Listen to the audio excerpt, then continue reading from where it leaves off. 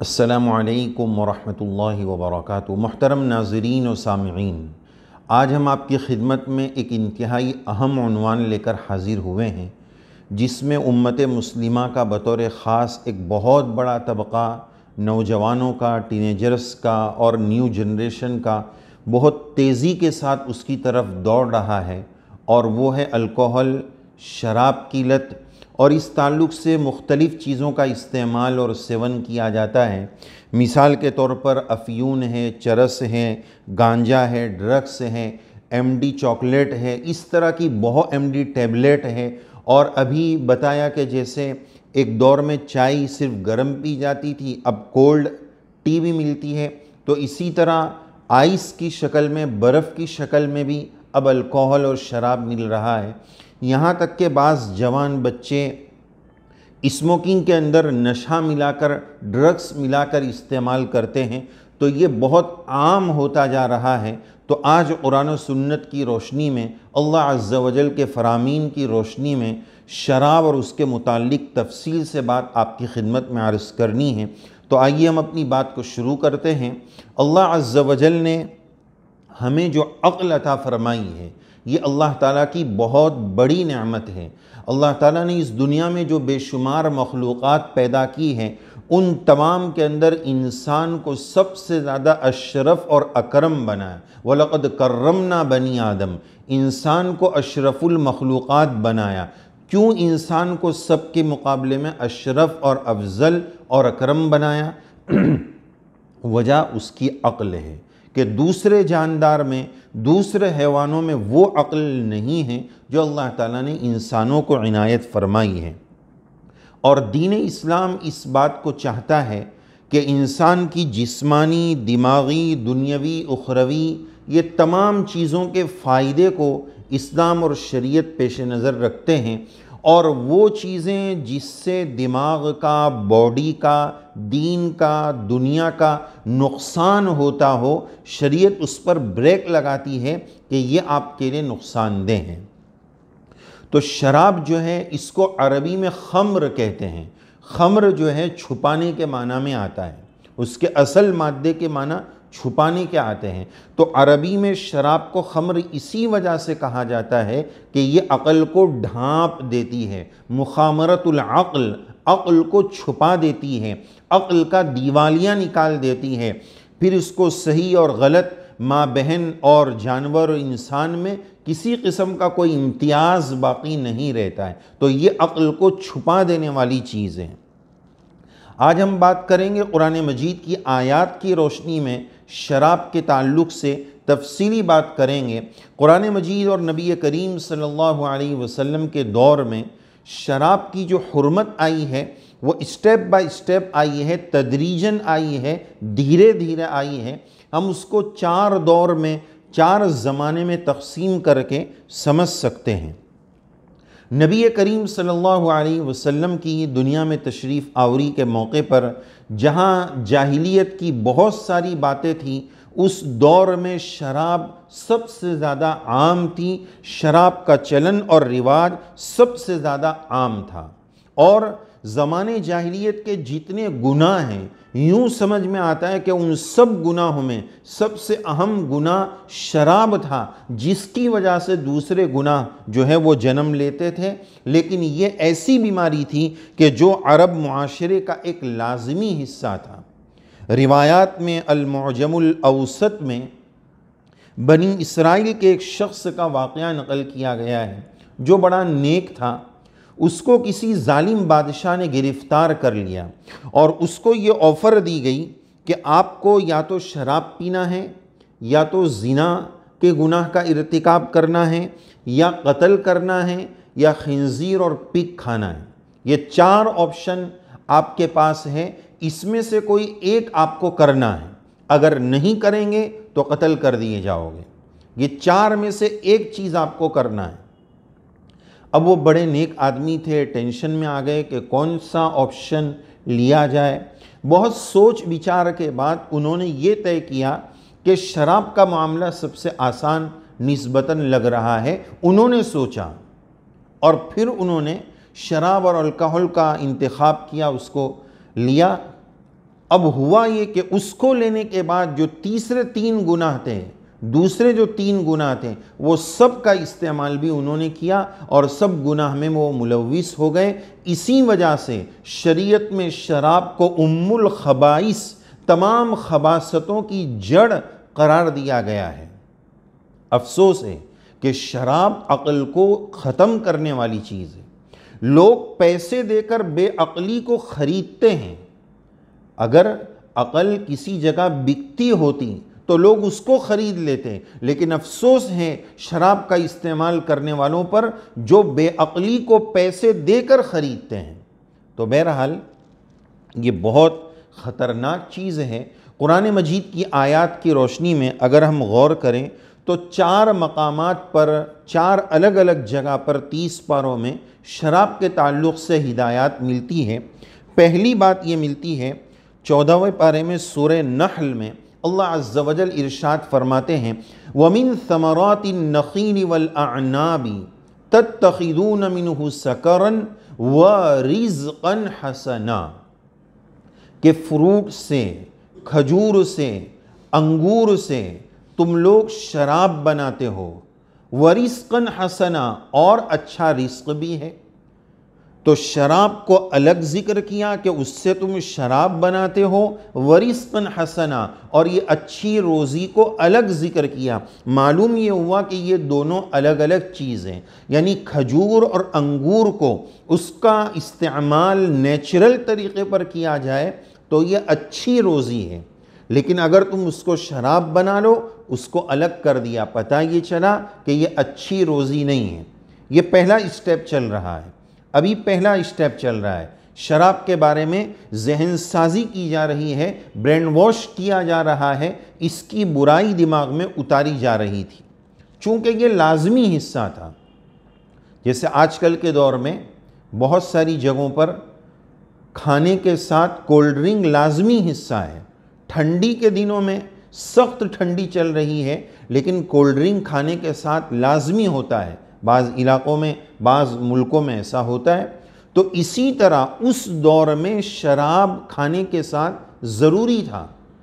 اب یہ ایک دم سے تو نہیں چھوڑا جا سکتا تھا، تو اللہ تعالیٰ نے دھیرے دھیرے اسٹیپ بائی اسٹیپ جو ہے اس کی حرمت کو اتارا۔ تو یہ پہلی بات ہو گئی۔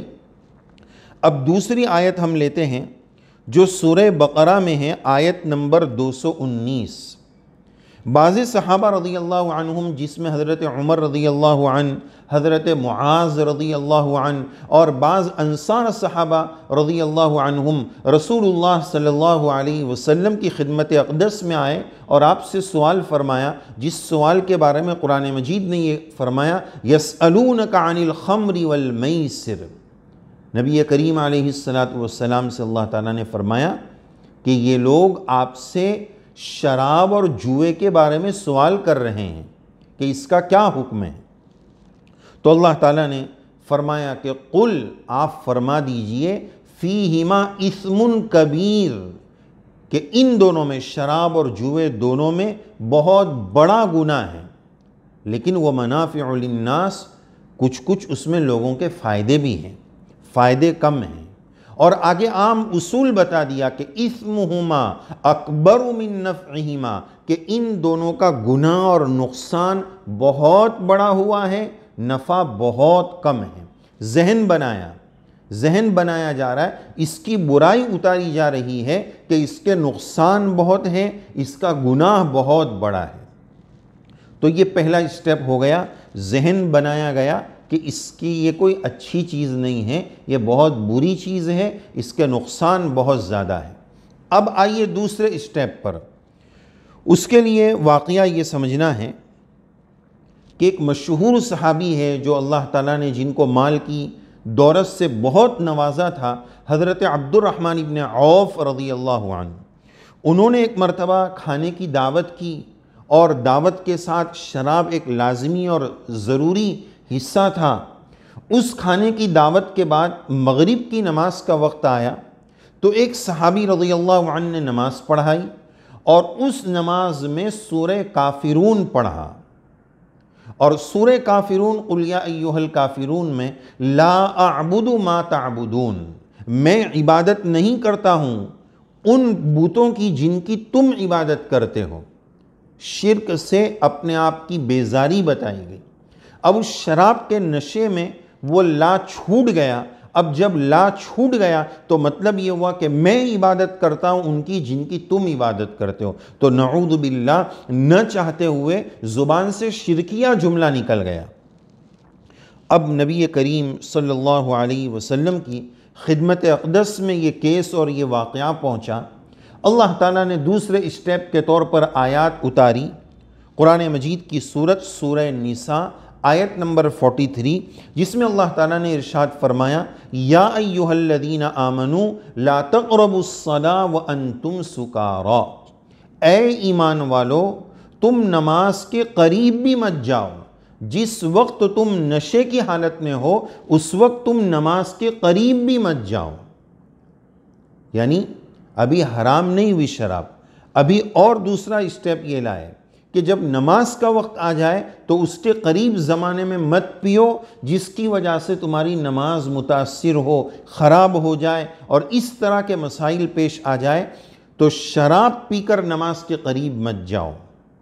یہاں ایک بات یہ بھی سمجھنا چاہیے کہ بہت سارے لوگ آج کل دوسروں کی بات کو کاٹ چھانٹ کر شارٹ کلپ بنا کر استعمال کرتے ہیں، اس کا غلط مطلب چلاتے ہیں، آگے پیچھے کی بات ہٹا دیتے ہیں، یا اپنے مطلب کے لیے اللہ تعالیٰ کے کلام کو، قرآن مجید کو، احادیث کو غلط موقع پر فٹ کر کے استعمال کرتے ہیں۔ ان کی مثال اس آیت میں ہے کہ نعوذ باللہ کوئی یوں کہے کہ قرآن شریف میں آیا ہے کہ نماز کے قریب بھی مت جاؤ، لا تقربوا الصلاۃ، سورہ نساء میں آیا۔ اب یہ بد باطن لوگ کیا کرتے ہیں، آگے وَأَنْتُمْ سُكَارَىٰ کو ہٹا دیتے ہیں۔ بھائی اللہ تعالیٰ نے یہ نہیں فرمایا کہ نماز منع ہے، نماز کی جب نشے کی حالت میں ہو اس وقت نماز کے قریب مت جاؤ۔ تو اس طرح کی فتنے والی طبیعت سے اللہ ہماری حفاظت فرمائے، جو سوشل میڈیا کا غلط استعمال کرتے ہیں، دوسروں کی بات کو غلط رنگ دے کر آگے چلاتے ہیں۔ تو بہرحال دوسرا اسٹیپ یہ ہوا کہ اللہ تعالیٰ نے نماز کے قریب جانے سے نشے کی حالت میں منع کر دیا۔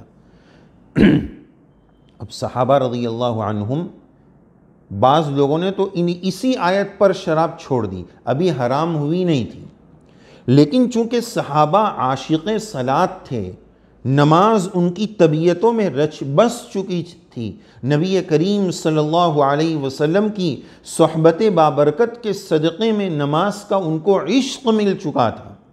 وہ اللہ سے بات کرنا شراب کی وجہ سے کیسے روک سکتے تھے؟ چنانچہ اسی حکم پر صحابہ کی ایک جماعت نے شراب چھوڑ دی، ابھی بھی شراب کی حرمت آئی نہیں تھی۔ اب آئیے تیسرے اسٹیپ پر، کہ تیسرا اسٹیپ یہ ہوا کہ ایک صحابی رضی اللہ عنہ جن کا نام روایات میں یہ ملتا ہے عتبان ابن مالک رضی اللہ عنہ، انہوں نے بھی اسی طرح دعوت کی، اور اس کھانے کی دعوت میں سعد ابن ابی وقاص رضی اللہ عنہ اور بڑے بڑے صحابہ اور بھی کچھ صحابہ آئے۔ تو شراب اور کباب اس کی بھی جوڑی ہے، دعوت پھر شراب، اور پھر اس کے بعد آج کے دور میں جیسے شراب کباب کی مجلس میں گانا، میوزک، تو اس دور میں یہ تھا کہ شراب کی مجلس اور دعوت کے ساتھ شعر و شاعری کی مجلس ہوتی تھی۔ تو ایک صحابی رضی اللہ عنہ نے انصار صحابہ رضی اللہ عنہم کی برائی بیان کرنا شروع کر دی کہ انصار کے لوگ تو ایسے ہوتے ہیں، ویسے ہوتے ہیں، ان کی ہیجو بیان کرنا، مذمت اور برائی شروع کر دی۔ تو اب ایک انصاری صحابی کو اپنے لوگوں کی وہ برائی سن کر بہت غصہ آیا، تو ادھر قریب میں اونٹ کے جبڑے کی ایک ہڈی رکھی ہوئی تھی، انہوں نے وہ اٹھائی اور ان برائی کرنے والوں کے سر پر دے مارا، جس سے ان کو بڑی چوٹ آ گئی۔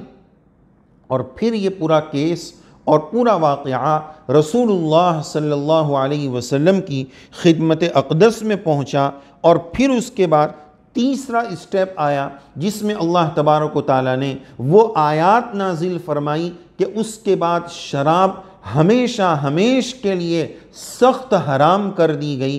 انشاءاللہ اگلے پارٹ میں ہم وہ آیات کی روشنی میں جو اللہ تعالیٰ نے 7ویں پارے میں ذکر فرمائی ہے، ان آیات کی روشنی میں شراب کے حرام ہونے کو آپ کی خدمت میں آیات کی روشنی میں سمجھائیں گے۔ آپ اس کو ضرور دیکھیں۔ اللہ عز و جل سے دعا ہے ایسی شراب کی لت سے، ایسے سخت حرام سے جو تمام خباثتوں اور برائیوں کی جڑ ہے، تمام گناہوں کی جڑ ہے، جس کی وجہ سے بندہ زنا اور بے حیائی اور ہر طریقے کی برائی میں پھنس سکتا ہے، ماں بہن کا امتیاز ختم ہو جاتا ہے، ایسی لت اور وباؤں سے اللہ تعالی ہمارے جوانوں کی، ہماری نسلوں کی حفاظت فرمائے۔ تو انشاءاللہ اگلے پارٹ میں آیات کی روشنی میں اس کی حرمت آپ سنیں گے۔ اللہ تعالی عمل کی توفیق نصیب فرمائے، آمین یا رب العالمین۔